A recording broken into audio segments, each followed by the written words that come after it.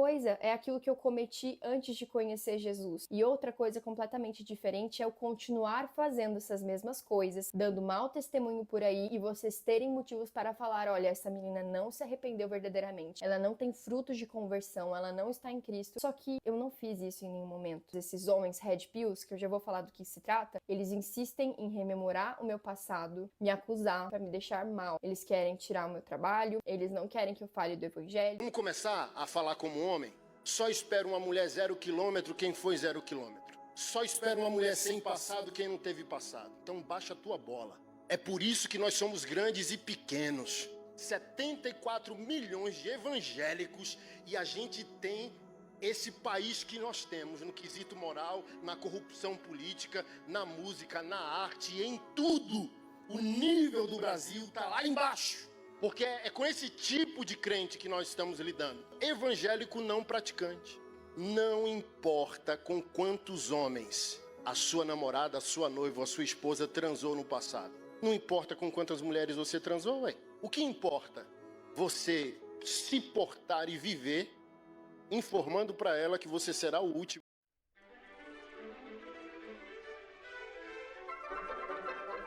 Senhoras e senhores, sejam muito bem-vindos a esse canal. Espero que os senhores estejam muito bem. Então resolvi fazer esse vídeo aqui falando um pouco sobre essa polêmica, essa controvérsia envolvendo a Jordana Vucetich e o Felipe lá do canal Fúria e Tradição. E vou estabelecer uma correlação com esse vídeo do Anderson Silva, que eu não sei se foi uma indireta aí ao Felipe, não sei se esse vídeo foi antes ou depois dessa polêmica toda, enfim, do porquê que essa fala do Anderson também é bastante problemática, porque ela revela o quanto, em geral, os cristãos já estão conformados e aceitaram essa ideia de igualdade entre homens e mulheres. Sem que eles percebam, eles já compraram essa pauta igualitária há muito tempo, que é uma pauta pós-moderna, é uma pauta feminista que não tem nenhuma recepção nas escrituras. Mas os caras defendem isso muitas vezes sem entender que eles estão defendendo uma pauta que não faz parte dos valores defendidos pelas escrituras, mas muitas vezes eles tentam justificar isso teologicamente. Então já deixo claro, logo de plano, que eu concordo com boa parte do que a Jordana falou no vídeo dela, só discordo da parte na qual ela fala sobre a Red Pill, porque aí ela se vale daqueles estereótipos comuns, né, que geralmente os religiosos, no caso os cristãos, ou os conservadores, ou as feministas e os feministas geralmente usam quando vão falar da Red Pill. Você vê que realmente são pessoas que não foram às fontes, né? Simplesmente estão ali de autorreferência. Provavelmente ela ouviu um outro cristão falando, que tinha ouvido um outro cristão falando. Os caras nunca vão na fonte. Já falei para vocês que eu já pensei como esse pessoal, alguns anos atrás, quando eu realmente resolvi ir atrás, né, estudar o assunto mais profundamente e entender o que era. Então aí eu percebi que não era aquilo que as pessoas diziam, né? Mas enfim, o fato é que eu discordo dela quando ela fala da Red Pill, mas concordo quando ela fala sobre a possibilidade de arrependimento genuíno de mulheres que tiveram um passado até certo ponto comprometedor e que nem parece ser muito o caso dela, né? Parece que ela teve um envolvimento com um cara que era namorado dela, mas enfim, devo falar alguma coisa sobre isso também. Mas também compreendo qual foi a intenção lá do Felipe, do Fúria e Tradição, porque ele quis passar uma mensagem que talvez ele tenha sido infeliz na escolha do exemplo dele. Porque me parece que a conversão da Jordana foi realmente verdadeira. E vejam, aqui eu nem teria motivo para estar defendendo a menina, né? Porque ela fala lá que os red pills religiosos, enfim, eu acabo entrando nesse contexto, embora eu não seja um red pill, seja uma pessoa religiosa, mas eu falo muito sobre esse conteúdo aqui. Até por isso eu escrevi o livro, né? Patriarcado Messiânico e Amor Expansivo, restaurando o padrão bíblico de família, porque tem um capítulo onde eu trabalho muito essa relação entre essa filosofia Red Pill, ou essa cosmovisão, e valores das escrituras. E as pessoas vão entender que realmente existe compatibilidade entre esses valores. O livro já foi para a gráfica, mas senhores, aqui eu vou tentar ser bem objetivo, tá?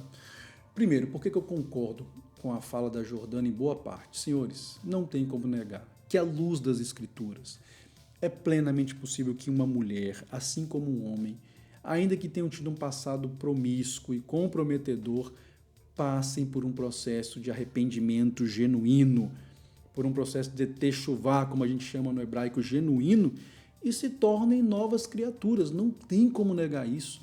Negar isso é negar as Escrituras.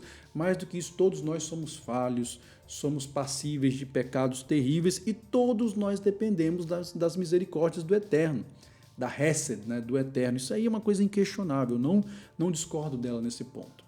Agora, uma coisa que a gente tem que ter em mente é o seguinte: nem todo aquele que diz ter passado por um processo de conversão genuína se converteu realmente. A gente sabe que tem pessoas que às vezes se convertem porque se cansaram. Vocês viram a frase aí que eu coloquei no início, né? E vejam, é uma mulher que está falando, né? As mulheres procuram a Deus quando o diabo já não quer mais nada com elas. Então não se enganem, meus filhos. Tem muitas mulheres que realmente passam por uma conversão motivadas por um cansaço, porque elas já não conseguem mais aquelas coisas que elas conseguiam anteriormente. Isso vale para homens também, né? Por motivos diversos. Então, nem todas as pessoas que dizem passar por uma conversão genuína, de fato, se converteram. Então, isso é a primeira coisa que a gente tem que ter em mente, né? Uma conversão genuína, que realmente produza frutos, pode fazer com que pessoas que, mesmo tendo um passado promíscuo, consigam, sim, uma restauração e consigam possíveis relacionamentos no futuro. A gente sabe que a diferença, e eu vou falar sobre isso logo na sequência, as consequências para um homem promíscuo e para uma mulher, né, que teve um passado promíscuo são diferentes, mas enfim, é possível que uma conversão genuína provoque esse arrependimento, né, essa possibilidade. Agora, uma outra questão que as Escrituras também não escondem em momento algum. Meu filho, o fato de que você tenha se convertido não vai evitar que as consequências dos seus pecados e das suas atitudes venham. Isso aí é outra coisa que as Escrituras deixam muito claro, por conta do quê? Da justiça do Eterno, que é um outro atributo dele, né? A Gevurah. E aqui eu não estou nem falando de Cabalá, tá? Para quem já está associando aí uma coisa a outra, isso é uma coisa que as Escrituras deixam claro. A justiça divina também é infalível. E o próprio Rabino Shaul, ou apóstolo Paulo, como é dito na tradição cristã, deixa isso muito claro. E tem um exemplo nas Escrituras de vários que eu poderia citar aqui, que mais uma vez manifestam essa questão. O exemplo do rei Davi. Todo mundo conhece a passagem lá entre Davi e Bat-shevá, quando então eles têm aquele envolvimento ilícito, e daquele envolvimento ilícito acaba redundando depois a morte de Uriá ou de Urias, e Bat-shevá acaba ficando grávida de Davi, e depois quando a criança nasce, ela nasce com um problema de saúde. Eu não tenho nenhuma dúvida que Davi se arrependeu daquilo que ele fez, ele pediu perdão ao Eterno, pediu misericórdia, eu tenho certeza que o Eterno se compadeceu dele. Agora, Davi, as Escrituras dizem que ele ficou uma semana com o rosto no pó, fez jejum por aquela criança, pediu fortemente ao Eterno que aquela criança não morresse, mas a gente sabe que a criança morreu. Foi uma consequência ali inevitável do pecado que Davi havia cometido. Ou seja, as consequências das coisas que nós fazemos, elas virão. E aqui cabe novamente uma reflexão. Será que as pessoas que forem se relacionar com essa mulher que teve um passado de promiscuidade ou com esse homem estão dispostos a aceitar as consequências? Vão saber lidar com as consequências do que vai acontecer por conta desse passado que eles tiveram? E aqui entra o grande problema dessa fala do Anderson Silva, por exemplo. Por quê? Porque ela revela essa falsa equivalência já que existe, mesmo na cabeça de muitos cristãos, das consequências do que pode acontecer para um homem promíscuo e para uma mulher promíscua. Eu não estou dizendo que não exista consequências para os homens. Existe também consequências, eu vou falar aqui sobre elas. Agora, não são iguais, porque não existe igualdade entre homens e mulheres à luz das Escrituras. E isso é uma questão que os cristãos têm dificuldade de lidar hoje em dia, porque essa axiologia pós-moderna e feminista já está tão presente nas igrejas que os cristãos hoje têm vergonha de admitir coisas tais como a Bíblia, sim, é um livro patriarcal. É um livro que não traz um projeto de família que é monogâmico, compulsório. Eu falo isso aqui há anos. É um projeto de família focado em família e não em casal. As Escrituras não trazem essa ideia de igualdade entre homens e mulheres, pelo contrário, são seres que foram criados com suas diferenças. Existem expectativas diferentes do ponto de vista do comportamento espiritual e comportamento existencial, das posturas existenciais de homens e mulheres, das posturas, enfim, espirituais de homens e mulheres. A Bíblia não traz essa questão de igualdade. Só que pela fala do Anderson, né, ele fala, não, é o seguinte, se o homem teve um passado, então, comprometedor, ele se relaciona com a mulher que teve um passado comprometedor, e quem não teve se relaciona com quem não teve também.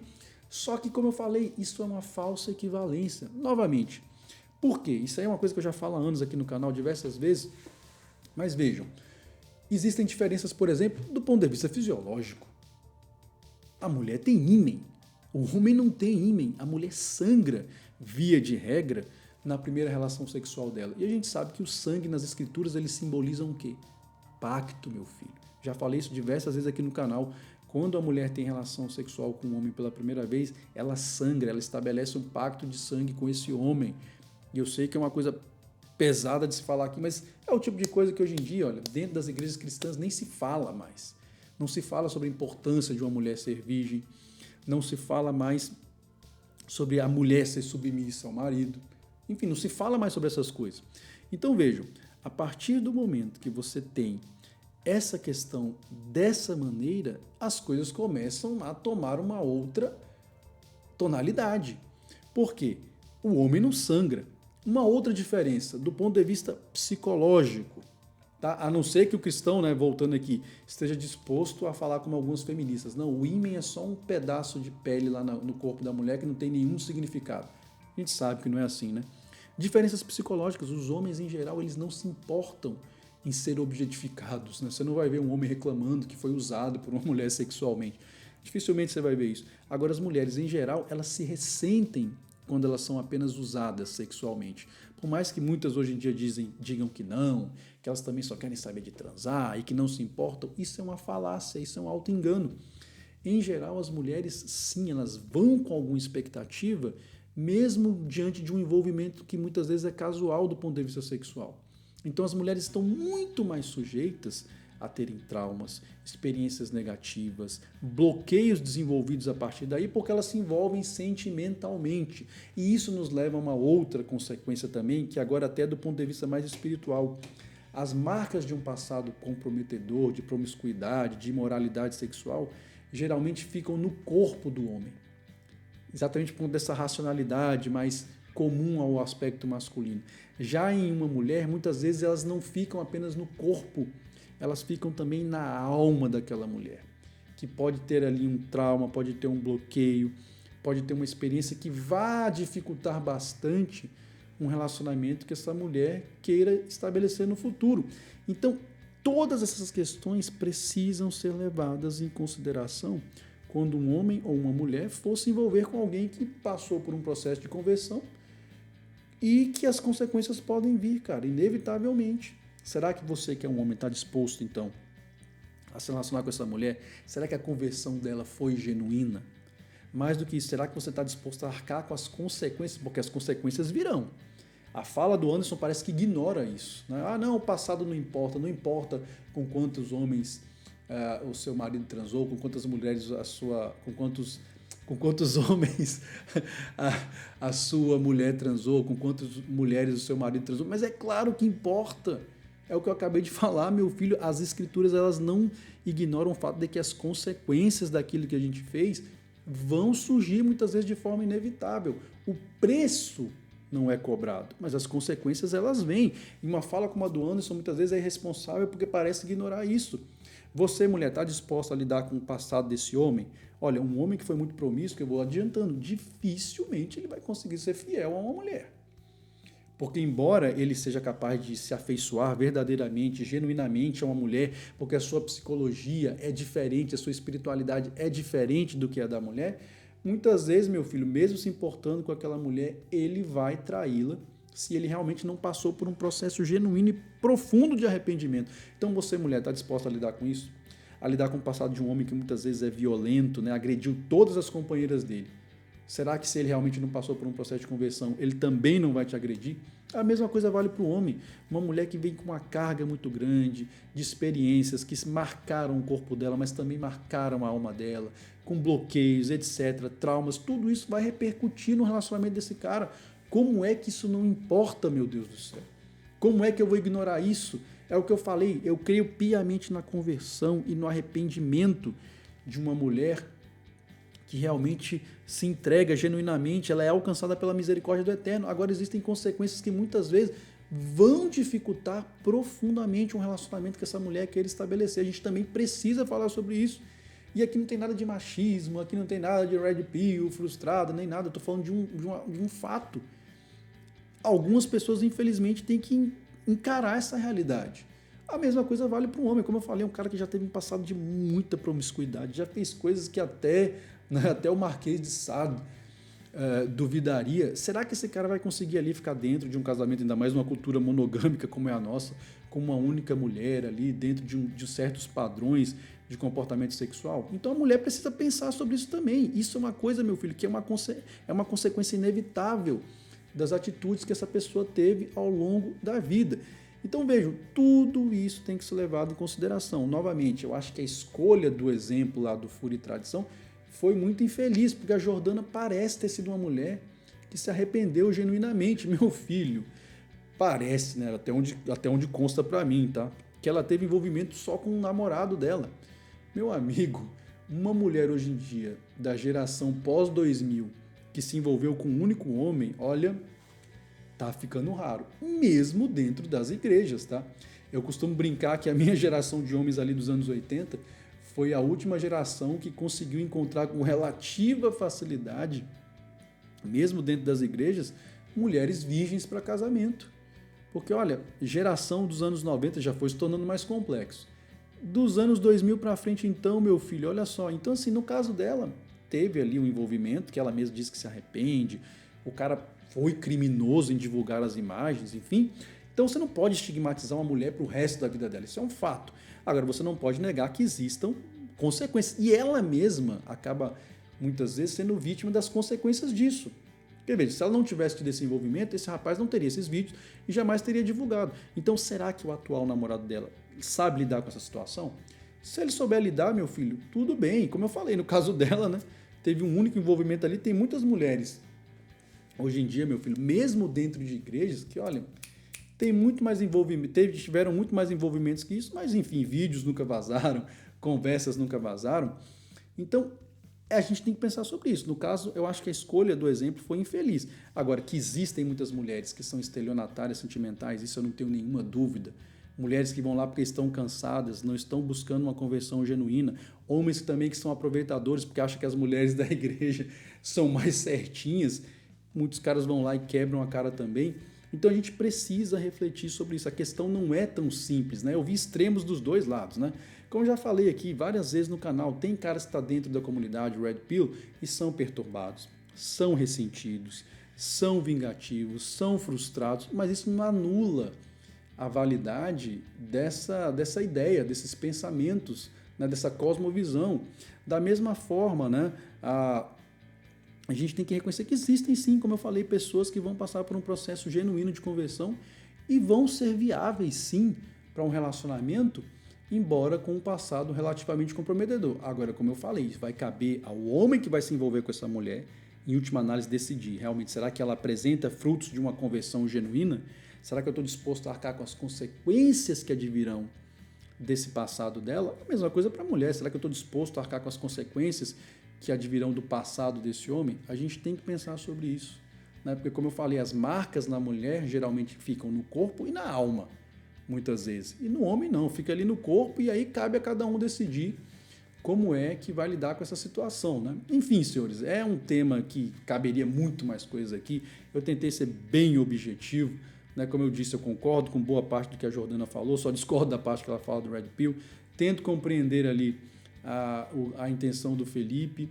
Acho bastante problemático esse igualitarismo que já penetrou nas igrejas cristãs, e a fala do Anderson é só um reflexo disso, né? O Anderson, que é um cara que tem mudado muito os pensamentos dele de uns tempos para cá em relação a questões políticas e outras questões também, mas enfim, não estou falando nada contra o Anderson em si, né? Não tenho nada contra ele, acho que essa fala dele é só um reflexo desse delírio igualitário que já entrou dentro do cristianismo e muitos cristãos não percebem. Mas eu entendo que é uma questão complexa, é um verdadeiro jogo de xadrez, né? essa questão, né? Porque, enfim, são muitas variáveis que têm que ser levadas em consideração e, afinal de contas, né, como eu sempre digo aqui nesse canal, o movimento de uma única peça pode definir o jogo inteiro. Até a próxima e que o Eterno nos dê sabedoria.